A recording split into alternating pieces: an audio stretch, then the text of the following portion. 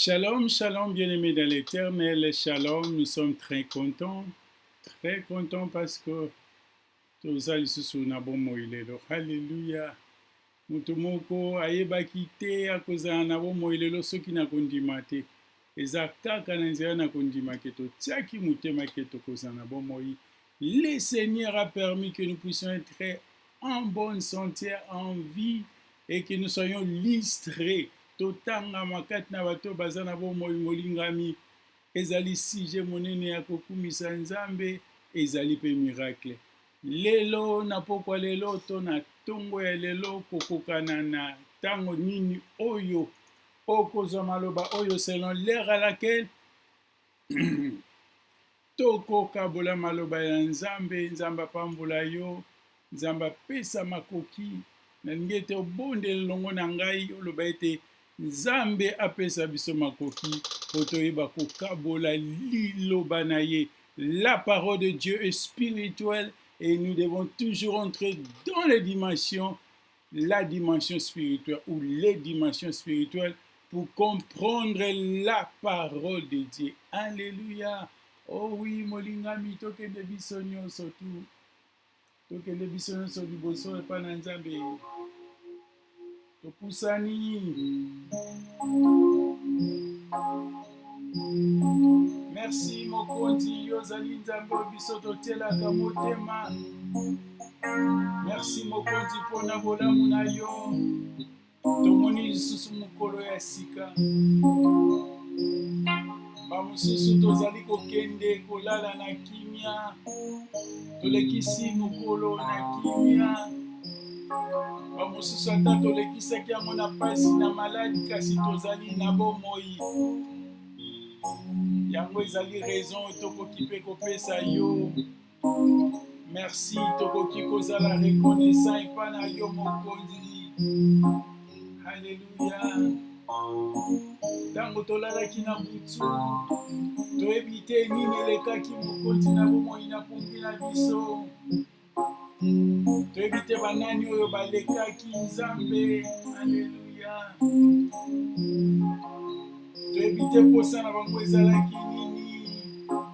Kasi eloko toyebi ete yo nde obateli biso.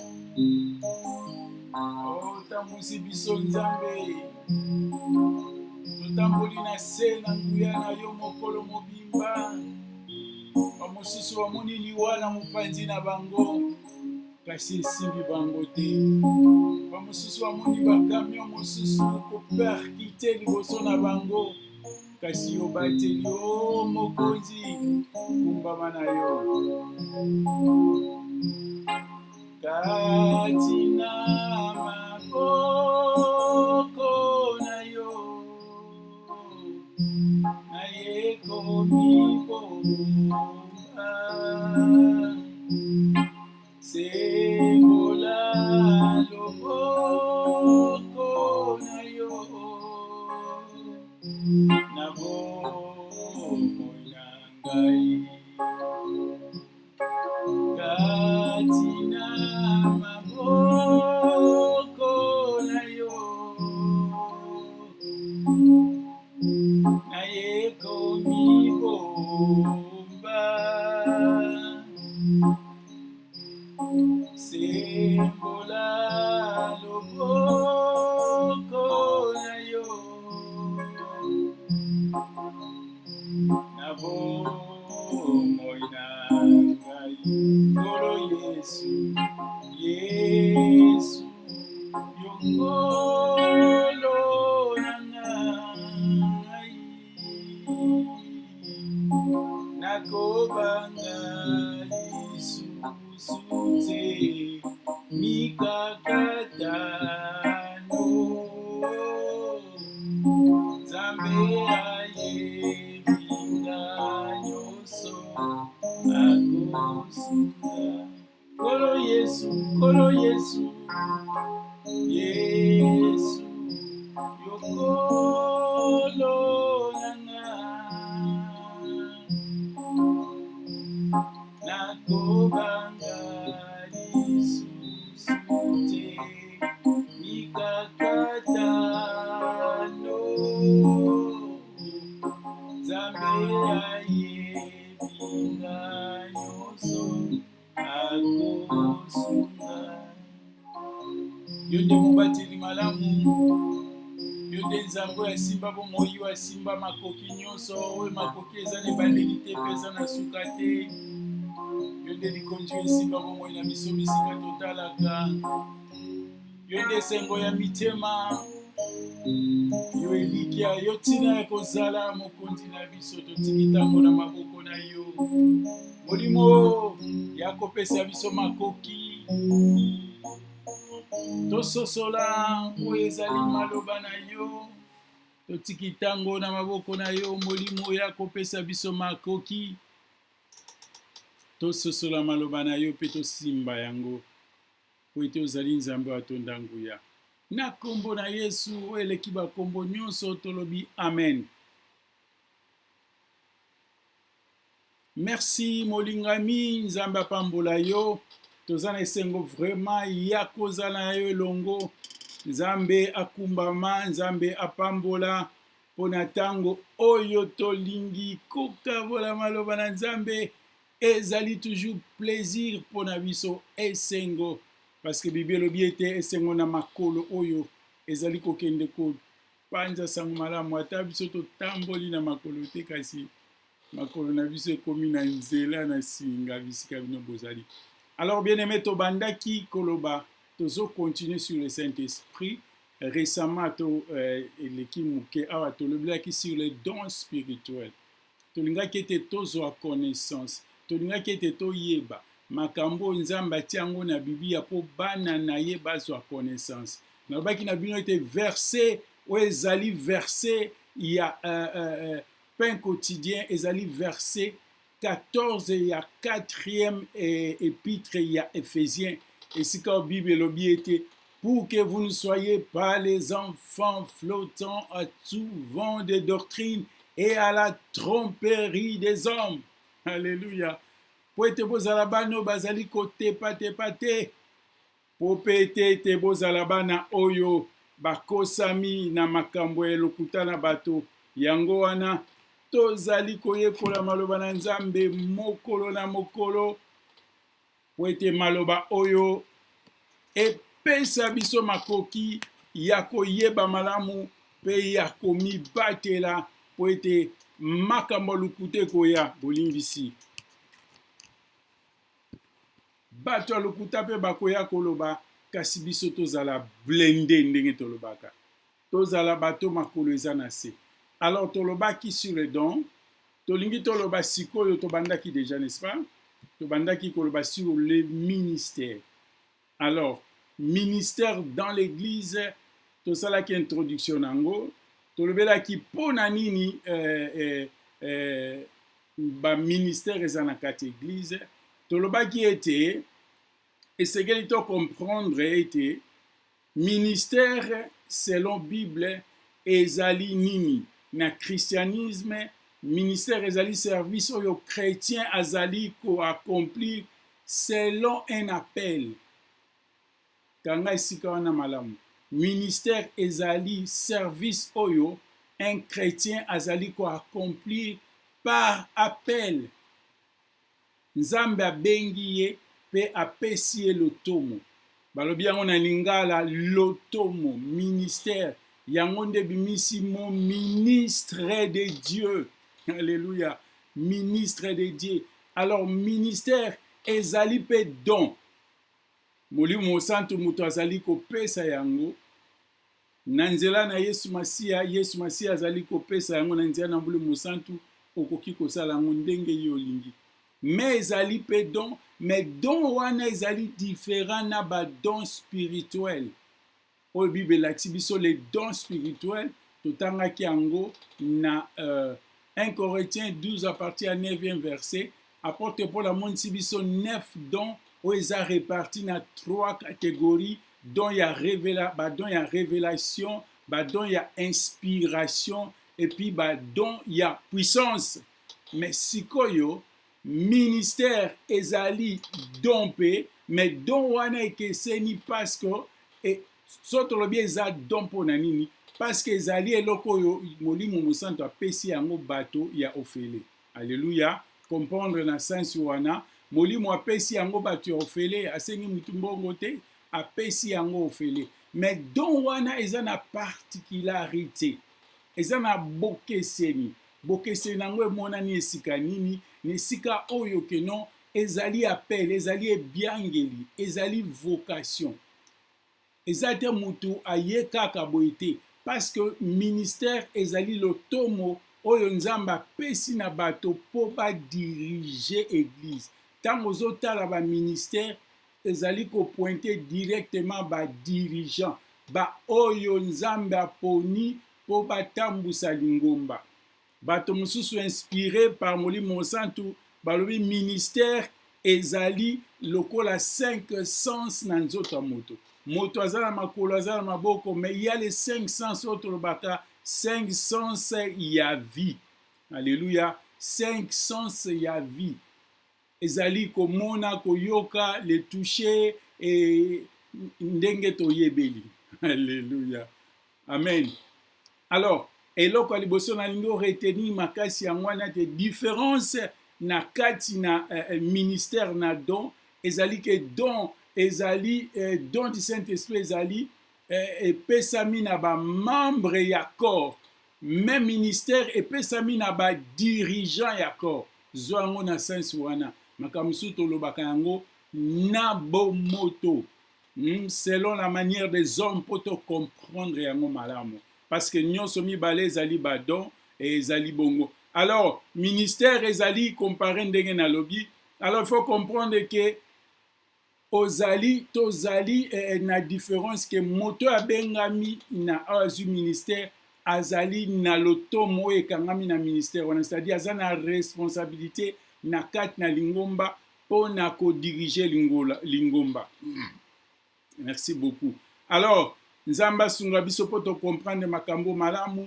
Nzoto eza na 5 sens, eza na koyoka zolo, koyoka solo, ezali na komona, eza na le toucher, pe eza na suna nini matoi miso zolo toucher complété. Alléluia, complété. Alors zo yango ndenge wana ekosunga yo po comprendre malamu likambo oyo tolingi koloba ya ministère. Alors ministère ezali appel po na nini? Tolobi boye. Tolobi eke ministère ezali lotomo oyo nzambe apesi moto na ebiangeli na appel. Mais sikoyo tolingi to définir appel, ebiangeli eza nini? Appel toyokaka kaka mingi tolobaka yango ke non, j'ai reçu l'appel de Dieu. Nayoki ebiangeli na nkolo abiangi ngai. Appel elingi koloba nini? Na mwa maloba muke quelques mots tokoloba ete appel na nzambe ezali choix na nzambe epai na moto oyo ye aponi po asalela ye. Nzambe abengi ye, babengaka yango pe vocation céleste si vous voulez. Nzambe abengi ye, apesi ye makoki ya kosala musala wana, apesi ye, adote ye na bakapasité oyo ekoki kozala humaine te me ya molimo mosantu.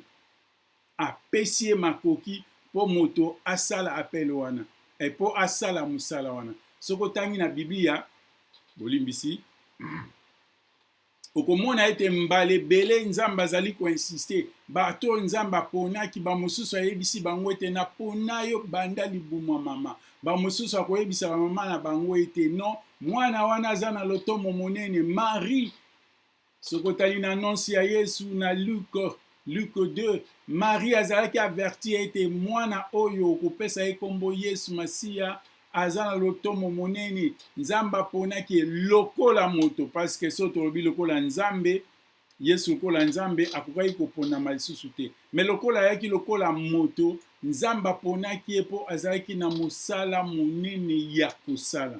Alléluia. Soko otangi histoire ya Samson, nzamba aponaki ye pe akoyebisa mama na ye ke mwana oyo gilet eleka na mutu na ye te, amela masanga te, asala boye te. Nzamba aponaki ye po apesaki ye mission moko très important ya kosala.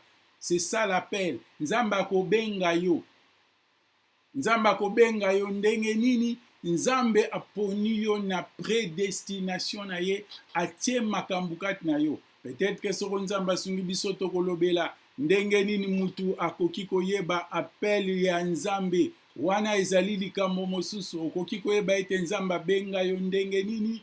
Alléluia. Nzambe akosunga biso tokolobela yango. Tala exemple ya Jean-Baptiste, papa na ye na Luc 2. Luc 1 à partir ya 13e à 17e verset. Papa na ye azotumba mbeka na kati, ange abimeli ye, ayebisi ye ke non, mwana oyo kobota aza na mission. Nzambe apesi ye mission ya kosala mosala, akomela masanga te, akomela liqueur te, akosala boye te, parce que aza na mission. Alléluia.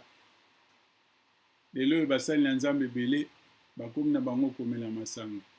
Eza nango mabe te, po Bible elobi te ke masanga eza lisumu. C'est ce que les gens disent. Mais bato nyonso Nzambe abenga. Natangeli yo Samson, natangeli yo bolimbisi, bato nyonso Nzambe abenga apekisa bango makambo ya komela masanga. Parce que aza na mission oyo aza nango eza très importante. On ezaki parenthèse. Alors appel yango wana moto azwi mission po ayeba ko travailler na kati na nzoto. Nzambe aponi ye serviteur na église, aponi ye po asala mosala na nzoto. Alors église moto bengaka bato te, j'insiste sur ce point, nazali ko beta sete na likambo yo. Église moto ponaka basali te. Église ezali ko reconnaître appel ya Nzambe kati na bato.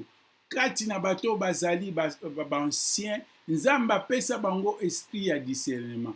Alors bako reconnaître appel ya moto. Nzambe akoki komonisa appel ya moto na bandenge ebele. Ba mosusu ba moni yango na ba vision, mais ba mosusu bako mona yango na lolenge oyo zosalela Nzambe. Nzambe ako monisa appel ya moto, parce que kokoma pasteur bakomaka pasteur te, babotamaka pasteur po Nzambe aponaki yo déjà, atie yango kati na yo selon la Bible. Nzambe aponi déjà, abengi yo, atie yango kati na yo. Alors église ezali kosala nini? Église ezali ko reconnaître pe ezali ko ordonner, bazali ko reconnaître ministère oyo Nzambe atie kati na moto. Église ezali ko reconnaître yango pe ba ordonner ye. Mokolo mosusu nazalaki kote ya likambo na lobaki, po na nini Nzambe moto aponaki, aponi mutu, abengi ye, po na nini Nzambe asisaki makambo na ye kaka te, mais il faut église ya coordonner ye. Oui, tango nazalaki kokanisa yango, nazo solola, nazo sentir que nazali se converser, ko solola na molimo na Nzambe, mongongo ezoyebisanga bi non, Nzambe akokaki kosilisa nyonso ye moko te. Esengeli asala yango na miso ya bato, po bato bayeba ete Nzambe aponi yo. Alléluia.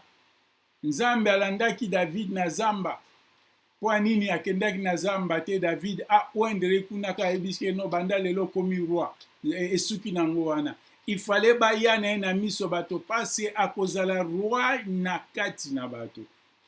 Bazali ko ordonner basali na Nzambe, bazali ko reconnaître grâce na basali na Nzambe, po lingomba yeba ete Nzambe aponi bango. Nzambe azali ko monisa ba don oyo atie, ba capacité oyo atie kati na bango, po lingomba yeba ete Nzambe atie bango pembeni po na kosalela ye, po lingomba eyeba pe etosa lotomo oyo Nzambe apesi bango. Alléluia. Etosa lotomo oyo Nzambe apesi bango. Soki Nzambe asali yango bongo te, ekozala pasi, parce que chaque ministère esengeli esala lotomo kati na église. Pe Nzambe a placé yango très bien. Tango tokokota na détail, tokomona tolobi ete 5 ministères eza lokola 5 sens na nzoto, pe okomona ministère moko na moko ezali na mosala na yango oyo ezali kosala kati na église. esengeli oyeba malamu makambo oyo bien-aimé nzambe atie yango mpo tozala na connaissance mpo badoctrine ya lokuta eya kokosa biso te mpo badoctrine ya lokuta eya koemporte biso te badoctrine ya lokuta ebouge kondima na biso te. Alors il y a combien de ministères dans l'église? Totangi na Éphésiens na chapitre 4 tobandi na 7e verset Bible elobi na biso kuna nini. Mais à chacun de nous, la grâce a été donnée selon la mesure du don de Christ. C'est pourquoi il est dit, étant monté en haut, il a amené des captifs et il les a fait les dons aux hommes. Et il a fait des dons aux hommes. Or, que signifie il est monté au ciel? Sinon qu'il est aussi descendu dans les régions inférieures de la terre. Celui qui est descendu dans les régions inférieures, c'est celui aussi qui est monté au ciel, afin d'accomplir toutes choses. Et il a donné aux uns comme apôtres, les autres comme les prophètes, les autres comme les évangélistes, les autres comme le pasteur et les autres comme les docteurs pour le perfectionnement de l'église. Kangali lobawana malamu. Pour le perfectionnement. Apesi yango pona batote. Apesi yango pona perfectionnement. Polingomba. Taona lobi batote nengi lobani. Apesi yango pona yo muto ozwi donte. Apesi yango pona yo koma lolendo te. Apesi yango pona yo moko te. Eza pona yo te me pona lingomba nde apesi yango.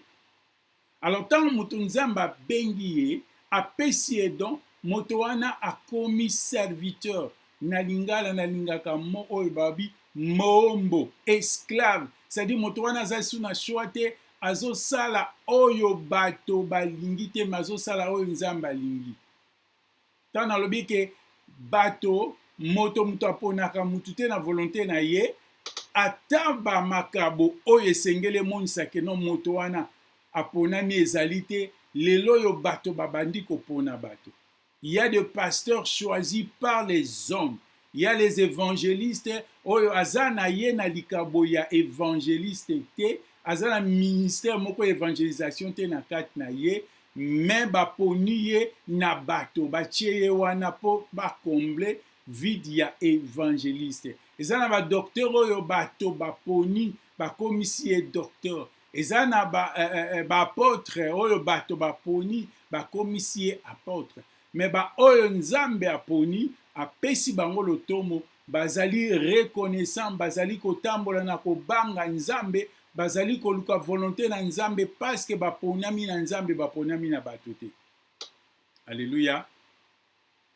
Nalobaka ete moi je suis un serviteur de Dieu choisi par Dieu pour les hommes. Mais je ne suis pas un serviteur des hommes choisi par les hommes pour travailler à côté de Dieu. Non, Dieu m'a choisi pour travailler à côté. Si je suis serviteur, je le suis par Dieu et nazape moumbu po nzamba tininga na sala pembe na bato. Alors yango ekotinda ngai ete naluka que je cherche la volonté de Dieu premièrement parce que c'est lui qui est mon patron. Yende akofuta ngai.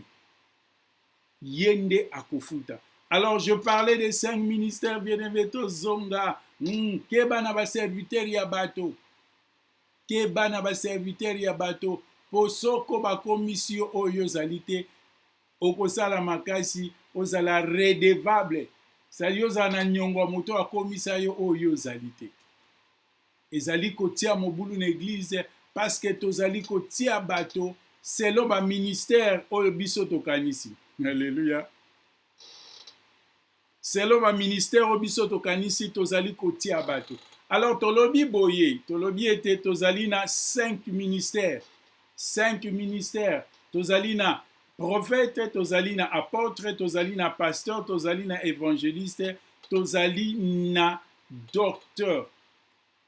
Alors, pour nini nzamba tie 5 ministères na église landanga malamu bien-aimé, Nzamba tie 5 ministères dans l'église. D'abord, parce que Dieu est un Dieu d'ordre. Il faut ordre ezala na kati na église. Église ekoki kozala bongo te yiki te. Esengeli bato batambolisa. Aponi bango na lotomo ya kotambolisa. Il les a choisis. Il a donné les ministères aux gens pour diriger l'église. Pour être église ekambama. Pour être église ezala makoki ya kosala oyo esengeli. Alléluia. Alors, na kati église, okomona été 5 ministères wana, tous les ministères bazali ko travailler sur la parole. Bazali ko travailler sur la parole, c'est-à-dire de prêcher la parole. Bango nyonso 5 bazana musala moko ya kote ya liloba. Mais pourquoi Nzamba poni bango 5 il fallait tika kaka moko po ateyaka liloba? Mais oui, Nzamba poni bango 5 parce que liloba na église ezali kote ama selon le besoin. Alléluia. Selon les besoins. Le lenge o évangéliste ateyaka eza le lenge o pasteur ateyaka te. Le lenge oyo apôtre ateyaka eza le lenge oyo docteur ateyaka te. Bien que bazana ba mission mosusu oyo ezali particulière na mosala na bango, apôtre azali kokende kotia ba fondation, azali kobandisa musala atie fondation po musala ebanda. Alléluia. Évangéliste azali kokende pona kobenda milimo eza mosika baya epa na nkolo. Mais bango nyonso bazosalelaka liloba. Tokokota na détail ya fonction ya moko na moko. Mais loko tomi toloba awa eza nini? Différence ya liloba na kati na église ezali pona nini? Parce que eza na bato baza na besoin ya repentance, baza na posa liloba ndenge moko te. Eza na bato baza na besoin ya croissance bakola, baza na posa liloba ya kaka ya repentance te. Il faut bayoka pe liloba ya croissance. Eza na bato baza na besoin bakuba. Abongola motema askoli mais aza na no bébé spirituel. Apôtre Paul alobi na Hébreu 5 à partir à 13-14 oye na Hébreu 6:1. Alors vous deviez être des maîtres. Et sengela ki bokola. You must be the master, but you still baby. Osaka ka bana mike bozana posa bilei miliki. Bako pesa bino bilei ya makasi te. Na église za bato bazana posa bilei ya makasi. Bilei ya mikolo. Eza na bato mususu baza na posa bilei kaka ya babebe. Eza na bato mususu baza na posa ya connaissance bakola. Eza na bato mususu basi bakoli baza na posa basungama ndenge ni bango bakosunga bato mususu. Donc différence wana ezosala ke non, église comme un tout etambola malamu. Et c'est pourquoi les 5 ministères ezali wana. Donc façon ya kolamba biloko na kati na ndako ya Nzambe ezali ya kokesa na Alléluia. Donc pasteur aza na ndenge oyo akoteya, évangéliste aza na ndenge akoteya pe bongo na bongo. Mais nalingi na suksa mateya nanga pona loba que non, ministère esalaka na kati na église. Aujourd'hui, on voit les ministères seuls. Ministère songolo. Pe batangeli biso kaka 5 ministères. Ministère ya intercession balobi yango wate. Ministère ya adoration balobi yango wate. Moi, je n'ai pas inventé. Natangeli bino 5 ministères. Okomona mutu moko azali ko évoluer na ministère ya intercession. Soko boza na ministère ya intercession eza mabete mais za na kati na église. Ministère ya délivrance. Non, ezali don ya délivrance. Ministère ya délivrance ezate na kati na Biblia. Don ya délivrance oui, Nzamba pesi yango po esa musala na kati na église. Alléluia. Don ya délivrance, ministère ya délivrance ezali te. Ministère ya louange ezali te. Alors tokeba parce que komona ba ministère mingi bandaka ministère onoto ya ezala nkra ministère suka ekomi église pe bandi ko sala musala na église. Alors tokeba keba na basali na nzambe oyo bato baponi bakosepelisaka kaka bato po ete azali na reconnaissance ke ayebi ete nzambe aponaki ye te. Me baoyo nzambe aponi bango bakosala mosala ndenge esengi. Molingami, soko nzambe aponi yo, zala mosali na nzambe mpe salela nzambe. Kosalela bato te, salela nzambe. Atozosala pembe na bato, me sala yango mpona nzambe. Sala yango neti ozosalela nzambe. Ata ozali koservi kotala bato te, me tala nzambe oyo abengi yo po ye moto akofuta yo. 5 ministères, lotomo mitano na lingala balobi bongo. Lotomo mitano oyo ezali na appel. Tokoloba pe ndenge nini oyo koki koyeba appel na nzambe. Bato ebele bazwi appel na nzambe ntango mosusu bayebi te ete bazali na ebiangelo. Alléluia. Ntango mosusu esengeli bayebisa yo ke ozali na appel na nzambe. Samuel mwana muke ayebaki te ete nzambe azobenga ye. Eli nde moto ayebisaki eke non, Samuel eza nga te mona obenga yo, eza nzambe. Soko oyoki su mongongo loba nzambe ngai yeyo. Alléluia. Nzambe apambola. Yo nde tata, yo nde tata, yo nde tata na biso. Yo nde tata, yo nde tata, yo nde tata na biso. Ekimelo, ekimelo, ekimelo na biso. Ekimelo,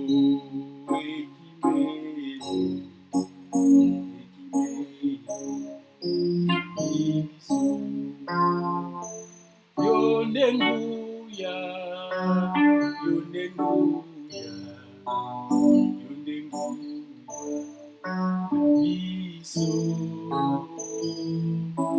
Yondenguya, yondenguya, yondenguya biso.